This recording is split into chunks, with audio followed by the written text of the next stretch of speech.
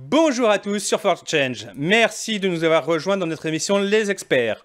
Au programme aujourd'hui, nous allons parler de défaillance d'entreprise avec Nicolas Floriou, président de l'AFDCC, du baromètre des DAF avec José-Marie Gégère, président d'ABV Group, et enfin nous allons parler contrôle fiscal avec Chahinez Medebert, avocate associée chez Inextenso. Voilà pour les titres, c'est parti pour les experts.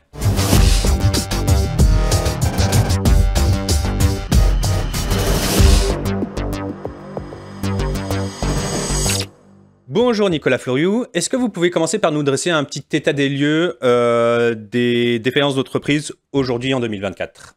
Bonjour Adrien, bien sûr. Alors aujourd'hui, si on va regarder l'état des défaillances tel que ressort le rapport de la Banque de France à fin mai, donc ça veut dire juin 2023 jusqu'à mai, on a 60 210 défaillances. Quand on parle de défaillances aussi, sur la Banque de France, on parle des redressements judiciaires et des liquidations judiciaires. Ouais.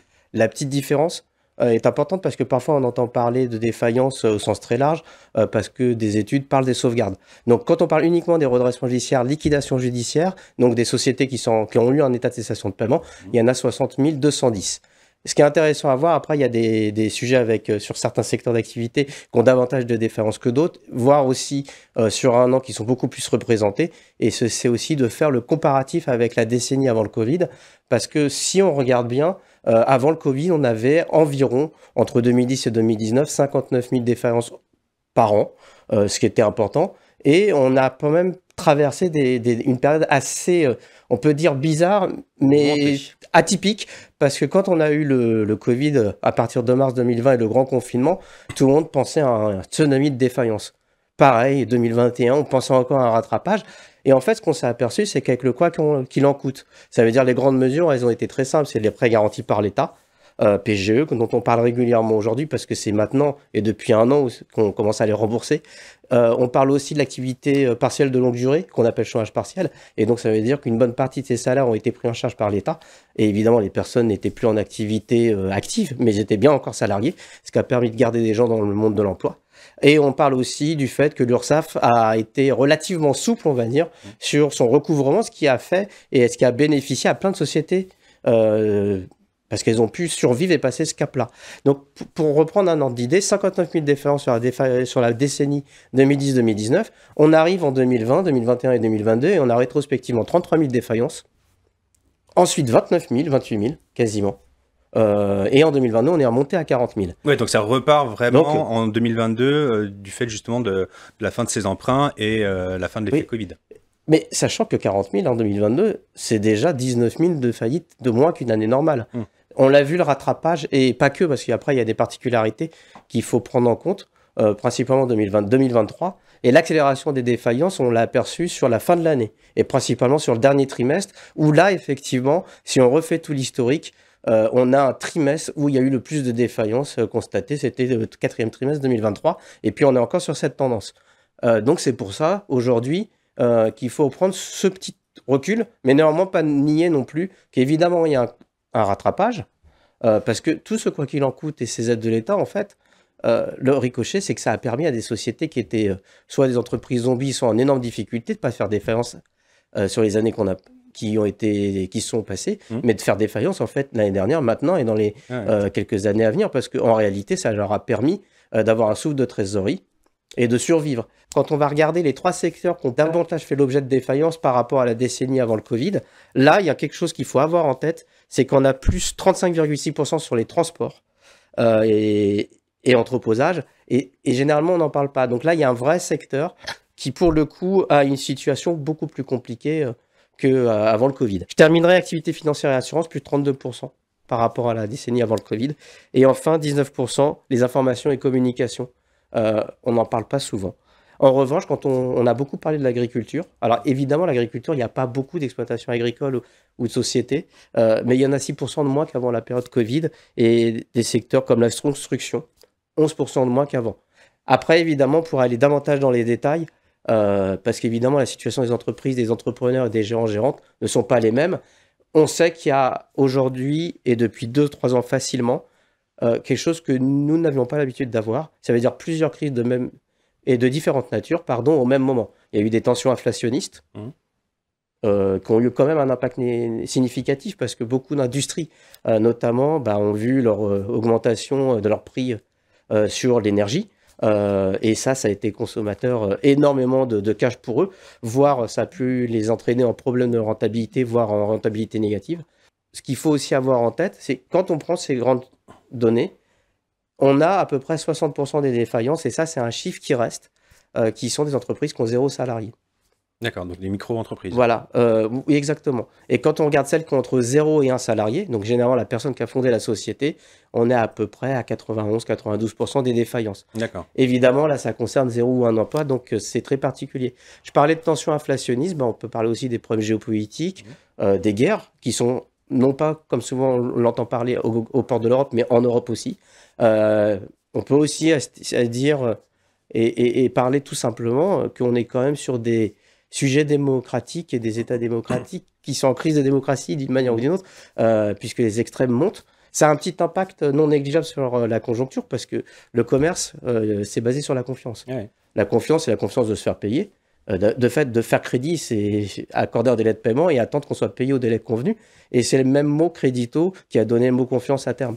Et la confiance, c'est aussi pour les clients, évidemment, d'être confiant dans le fait que les fournisseurs vont leur livrer ou vendre les biens et les services qui étaient convenus. Et quand on a des tensions, et on va dire peut-être aujourd'hui, en ce moment, à n'importe quoi sur les débats politiques, ça n'entraîne pas une énorme confiance et du coup, les horizons, on va dire, de visibilité des sociétés s'amoindrissent. Ce qui, mécaniquement, a un impact aussi sur les délais de paiement. Aux alentours d'aujourd'hui, on a vu qu'on était plutôt autour des 12,5 jours de retard de paiement. En 2011, on était arrivé à 11 jours, c'était le plus bas historique, et on tourne autour toujours des 12,5. On pourrait toujours se dire qu'on pourrait s'attendre à pire. Ça reste quand même un retard de 12,5 à prendre en compte. Et on sait aussi que les retards de paiement ont un impact aussi sur les défaillances, même si c'est plus nuancé que ça, parce que des défaillances peuvent être multifactorielles et avoir davantage de causes que uniquement les retards et les impayés. Justement, tout à l'heure, vous parliez de la trésorerie des entreprises. Et quel est aujourd'hui le poids du crédit interentreprise dans les défaillances, sachant que les retards de paiement pèsent lourdement sur les trésoreries. Il y a environ 800 milliards d'euros qui se baladent dehors en attente d'être payés. Je ne dirais pas que ça se balade, parce que quand on accorde un délai de paiement, ces crédits interentreprise, quand on va regarder les données l'INSEE qui se base sur l'Elias, c'est aussi des délais de paiement qui ont été négociés, peut-être pas tout le temps, mais qui ont été consentis et qui sont normales. Aujourd'hui, plus exactement, quand on regarde le dernier rapport de l'Observatoire des délais de paiement qui vient d'être publié, qui a toujours un décalage parce qu'il est publié en 2024, sur un comportement qui automatiquement remonte à 2022. Donc, mais ça, c'est normal parce qu'ils agglomèrent des données publiques et de plein de fédérations. Donc, le temps de remonter tout ça pour dire qu'on a un montant, quand on fait net des acomptes et des avances qu'on a eues de ses propres clients, de crédit interentreprise, de 771 milliards d'euros pour l'année 2022. Ce qui est quasiment un tiers du PIB, ce qui est non négligeable. Et évidemment, ça pèse parce que dans ces crédits interentreprises, se bousculent et se mélangent les délais de paiement consentis. Ceux, on va dire, pour lesquels il y a eu un délai de paiement facturé peut-être plus long que ce que le fournisseur aurait voulu, mais d'une manière ou d'une autre, il a accepté de le facturer ainsi. Et puis, évidemment, les retards. Quand je parle de délai de paiement consenti, négocié, c'est évidemment quelque chose qu'il faut avoir en réflexe. Quand on regarde, nous, et on a eu des échanges avec pas mal de fédérations, on s'aperçoit que c'est un sujet subi. C'est-à-dire que le simple fait de vouloir essayer de négocier, d'échanger avec un client sur ce sujet-là est un tabou. Et beaucoup d'entrepreneurs, de sociétés n'osent pas. Alors évidemment, après, derrière, c'est un jeu. Quand on répond à un appel d'offres, vous avez envie de faire du chiffre d'affaires. Et généralement, le délai de paiement qui est proposé dans l'appel d'offres, vous allez le facturer ainsi, si est tenté que c'est respectueux des délais de maximum légaux. Parce qu'évidemment, il n'est pas question de facturer au-delà de ce que la loi permet. Ça n'empêche pas d'avoir des retards. Et c'est évidemment des choses contre lesquelles il faut lutter fortement. Et comment, selon vous, sortir justement de cette spirale infernale et rétablir la confiance des entreprises? Alors, pour la spirale des délais de paiement plutôt longs, déjà remettre sur la table le fait que ce soit négocié et que ce soit négociable. Deuxième point, un renforcement des contrôles. Aujourd'hui, on a le name and shame avec, depuis la loi Sapin 2 qui permet à la DGCCRF, notre autorité de contrôle, de contrôler le respect des délais de paiement. Ça marche bien parce que ça a deux impacts. Premièrement, ça va contrôler la trésorerie que telle société cliente gagnerait, entre guillemets, sur le dos de ses fournisseurs. Ça va prendre évidemment en fonction les finances de cette société cliente pour après indiquer si oui ou non ils ont gagné de la trésorerie de manière abusive parce que ça a un impact. Les montants maximum des amendes, c'est 2 millions d'euros. Ça peut se cumuler à 4 millions s'il y a récidive. Et l'intérêt, c'est qu'il y a un risque d'image puisque c'est publié en ligne et c'est repris dans la presse. Et ça, c'est important à indiquer parce que ça veut dire qu'il y a une loi, mais la loi, elle n'est pas là uniquement pour exister, elle est aussi respectée et les contrôles de CRF sont assez, et pour nous, louables dans ce contrôle-là. On pourrait parler aussi de la facturation électronique qui aura un impact plutôt sur l'émission de la facture et sa réception et indirectement un impact aussi sur les retards. Justement, ça c'est ma dernière question. Est-ce que la facturation électronique va régler tous les problèmes d'un coup de baguette magique, de coup de baguette magique, pardon? Alors, réponse en un mot, non. Mais ça va améliorer énormément le délai de réception des factures pour deux raisons. Parce qu'une fois que vous avez transmis votre facture de manière dématérialisée, électronique, la réception de facture se fera de manière instantanée. Si je reprends les grandes masses, à partir de septembre 2026, ETI et grandes entreprises devront émettre de manière électronique leurs factures. Toutes les sociétés, peu importe leur taille, devront à partir de septembre 2026 les réceptionner de manière électronique. Donc c'est-à-dire que même si les autres entreprises que ETI grandes entreprises ont l'obligation d'émettre leurs factures de manière électronique en septembre 2027, et de l'autre côté de la chaîne, elles auraient dû se mettre à niveau pour ça. Il y a 2 points. Ça va améliorer la transmission et l'émission et la réception de la facture, mais ça n'empêchera pas un mauvais payeur de rester mauvais payeur, puisque de toute façon, derrière, vous, en tant que fournisseur, vous êtes tributaire du paiement et de la mise en paiement de votre client. Par contre, ce qui va aider, ça va être 2 choses. Automatiquement, c'est un projet qui va nécessiter pour beaucoup de sociétés de revoir leurs procédures, d'automatiser pour facturer de manière électronique. Et pour certaines, elles en sont très loin de ce qu'il faudrait faire. Ça veut dire quoi? Ça veut dire qu'en essayant d'automatiser, elles ont amélioré, eux, leur circuit de facturation. Donc, derrière, ça va améliorer le fait que toutes ces factures-là, on oublie ces litiges administratifs de non-réception. Cela dit, derrière, il ne faut pas oublier que qui dit facturation électronique, dit que ces factures-là pourront passer davantage et plus facilement sous les radars de manière à faciliter les contrôles pour respect des délais de paiement. Et c'est à notre niveau et à notre avis quelque chose qui sera bénéfique pour vérifier le respect de ces délais de paiement. Écoutez, Nicolas, c'est parfait, ça ferait un excellent mot de conclusion. Je vous remercie et à bientôt. Merci, à bientôt.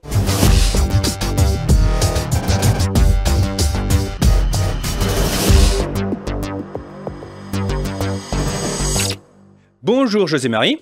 Bonjour Adrien. Alors, quelle est cette année un peu la perception des entreprises face à la crise? Est-ce que ça a beaucoup changé par rapport aux années précédentes?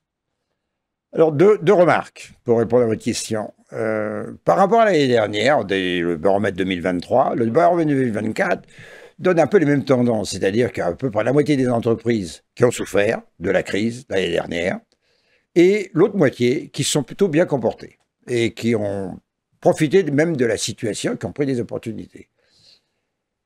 Ce qui est intéressant de noter, c'est que celles qui s'en sont bien tirées, ce sont les petites entreprises et moyennes, parce qu'elles ont été très agiles, elles se sont adaptées.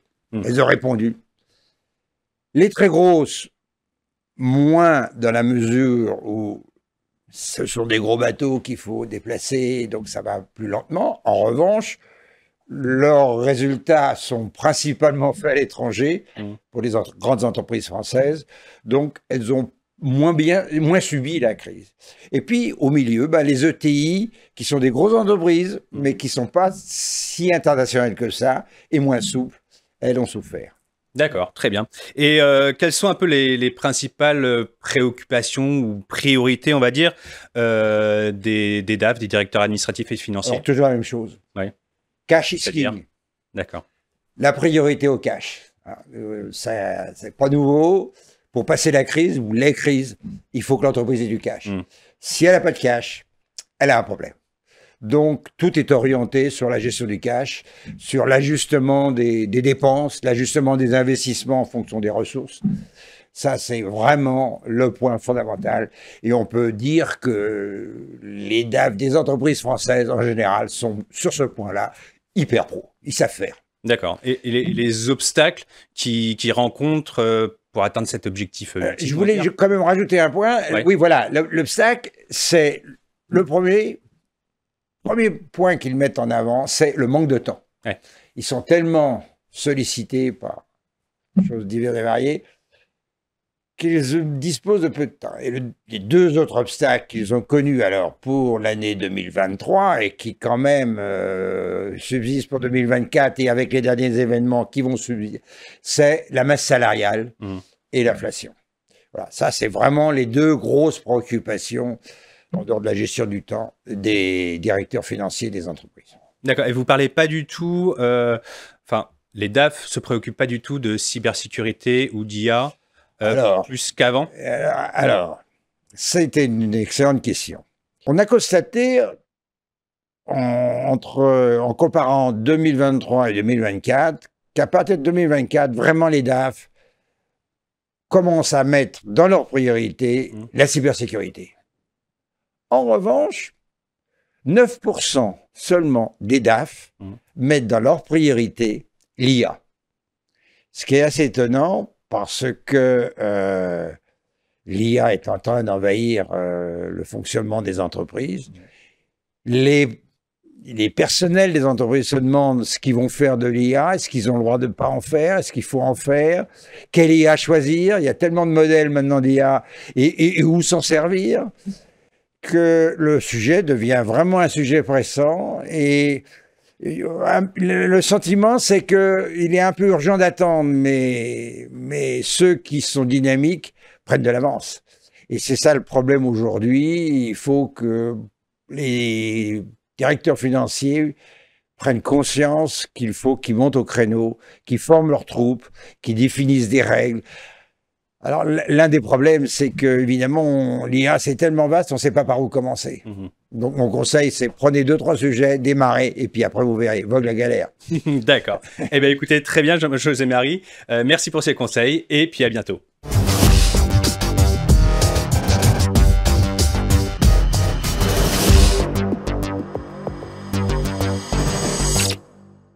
Bonjour, Chahinez. Bonjour. Alors, qu'est-ce qui peut déclencher un contrôle fiscal ? Eh bien, pour répondre à cette question, il faut d'abord rappeler très rapidement ce qu'est un contrôle fiscal. D'abord, c'est une procédure qui est très courante et qui, pour des raisons budgétaires, va l'être de plus en plus. Et c'est la possibilité qu'a l'administration de venir contrôler l'exactitude des bénéfices qui sont déclarés par les entreprises. Elle va pouvoir contrôler à la fois les montants, donc les revenus et les charges déductibles, mais également le formalisme, les modalités déclaratives. Alors, partant de là, les facteurs qui peuvent déclencher un contrôle fiscal sont extrêmement larges. Ça peut être en raison d'incohérences ou d'anomalies qui sont détectées par l'administration en comparaison avec les informations dont elle dispose déjà. Ça peut être parce que l'entreprise dépose des déclarations en retard, et particulièrement en matière de TVA. Ça peut être également parce qu'il y a de fortes variations dans les résultats de l'entreprise de manière un petit peu inexpliquée, ou parce qu'une entreprise va demander le remboursement d'un crédit d'impôt TVA ou d'un crédit d'impôt recherche. Et puis parfois, il existe des contrôles qui sont diligentés sur instructions qui sont données au centre des impôts sur des sujets particuliers, comme par exemple la taxe sur les salaires pour les holdings. D'accord. Et quels sont les droits des entreprises lors d'un tel contrôle ? Alors pour pouvoir répondre à la question, j'aimerais rappeler deux grandes catégories de contrôle. La première, c'est le contrôle sur pièces, qui est le contrôle qui est fait par l'administration dans ses locaux. Alors en général, l'entreprise n'est même pas au courant, sauf s'il y a des questions qui sont posées par l'administration. Et puis, il y a le contrôle sur place qui est fait dans les locaux de l'entreprise ou de son expert comptable. Et c'est en général cette seconde procédure qui est très stressante pour les entreprises. Et cette procédure est appelée plus communément la vérification de comptabilité. Mais c'est aussi une procédure qui est très protectrice pour les entreprises, parce qu'elle est strictement encadrée par la loi. Cette protection va porter à la fois sur des éléments de forme et de fond. Sur la forme, par exemple, l'administration doit procéder à la notification des actes de procédure par recommandé. Elle doit également s'assurer que la proposition de rectification est signée par un supérieur hiérarchique qui est habilité lorsqu'il y a notamment l'application de pénalités qui sont lourdes. Et puis, notamment, elle doit limiter son contrôle à 3 mois lorsqu'il s'agit de PME. Et puis, il y a aussi une protection sur le fond, en matière de contrôle fiscal et de vérification de comptabilité. Notamment, l'administration ne peut pas venir vérifier 2 fois le même exercice sur le même impôt. Elle doit aussi s'assurer de mener son contrôle dans ce qu'on appelle un débat oral et contradictoire, c'est-à-dire qu'elle doit donner la possibilité à l'entreprise d'apporter toutes les justifications et les explications pendant le contrôle. Et puis, l'administration doit justifier également les raisons pour lesquelles elle contrôle et justifier les montants, puisque c'est elle qui va porter la charge de la preuve dans le cadre de cette procédure. Et puis, par ailleurs, le contribuable va pouvoir bénéficier d'un droit à l'erreur si sa bonne foi n'est pas remise en cause. Et il a aussi la possibilité de se faire représenter. Et ça, l'administration doit d'ailleurs le préciser sous peine de nullité. D'accord. Et pour l'entreprise, quels sont un peu ses impératifs pour que le contrôle fiscal se passe le mieux possible? Alors, je dirais qu'il y a 3 mots d'ordre. C'est anticiper, coopérer et se faire assister. Alors, l'anticipation va concerner toute la phase qui est en amont du contrôle. Donc, c'est avant qu'il y ait un contrôle fiscal qui soit diligenté. Ça implique pour l'entreprise de tenir une comptabilité qui est probante et fiable. Ça implique aussi de s'assurer d'avoir des fichiers, des écritures comptables qui soient conformes et qui puissent être communiqués à l'administration. Ça veut dire aussi déposer ces déclarations en temps et en heure. Et ça veut dire conserver tous les éléments de justification des informations qui sont portées sur les déclarations. Donc ça va être bien sûr les pièces comptables, dont les factures, les contrats, toute la documentation juridique de la société, mais également tout document interne, comme par exemple parfois des tableaux Excel qui sont utilisés par les sociétés pour déterminer des quotes-parts de charges ou de revenus. Donc ça, c'est pour l'anticipation. Et côté coopération, comment ça se passe? Alors pour la coopération, ça veut dire tout simplement que l'entreprise doit répondre aux demandes de l'administration. Ça peut paraître un peu simple, mais il faut notamment aller retirer les recommandés. La pire stratégie en matière de contrôle fiscal, c'est de faire l'autruche. Parce qu'avec ou sans l'entreprise, l'administration va diligenter son contrôle et va aller au bout, et donc prononcer un redressement. Et dans ces cas-là, c'est très préjudiciable pour l'entreprise puisqu'elle sort de cette procédure très protectrice dont je parlais, et elle va subir une taxation d'office. Et dans ce cas-là, la charge de la preuve est renversée. C'est donc à l'entreprise de prouver que le redressement prononcé par l'administration n'a pas été fait correctement. Alors là, d'expérience, en pratique, ça peut être très difficile à apporter comme preuve. Et dans la coopération, ça veut dire aussi qu'il faut accueillir l'agent qui est en charge du contrôle dans des conditions qui restent aimables, et puis aussi lui fournir tous les éléments qu'il demande dans une forme qui est convenable. Par exemple, l'écueil à ne jamais faire, c'est lui donner les documents en vrac et sans les avoir classés au préalable. Et enfin, comme je le disais, le 3e point, c'est se faire représenter. En effet, si l'entreprise demande l'assistance d'un professionnel, c'est le meilleur moyen qu'elle a pour s'assurer de faire face au contrôle fiscal de manière apaisée et sereine, et puis aussi de s'assurer que ses droits sont préservés dans le cadre de la procédure que va mettre en œuvre l'administration.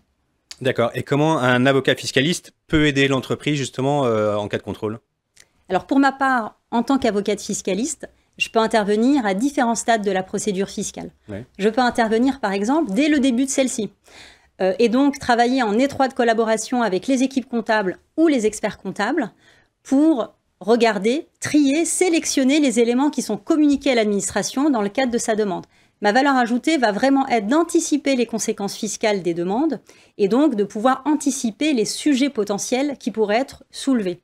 Et d'ailleurs, quand j'interviens en cours de procédure, je peux soit apparaître aux yeux de l'administration, soit travailler avec les équipes. Et bien sûr, j'interviens lorsque la proposition de rectification est communiquée à l'entreprise. Et dans ce cas-là, j'aide bien sûr à assurer que l'administration a bien suivi la procédure qui est strictement encadrée par la loi, comme je le rappelais. Je m'assure également que l'entreprise a bien respecté les délais de réponse qui lui sont imposés. Je vais aider l'entreprise à préparer une réponse écrite à la proposition de rectification, une réponse qui doit être documentée et argumentée. Et enfin, je peux représenter l'entreprise dans la procédure de contestation, s'il n'y a pas un accord qui est trouvé au préalable, soit au cours de procédure directement auprès de l'administration ou auprès du juge de l'impôt. Et puis évidemment, s'il y a l'occasion de pouvoir négocier avec l'administration, j'interviens pour pouvoir négocier ce qu'on appelle une transaction avec celle-ci. D'accord. Écoutez, merci beaucoup Shainez pour toutes ces précisions. Avec plaisir. Merci de m'avoir reçu.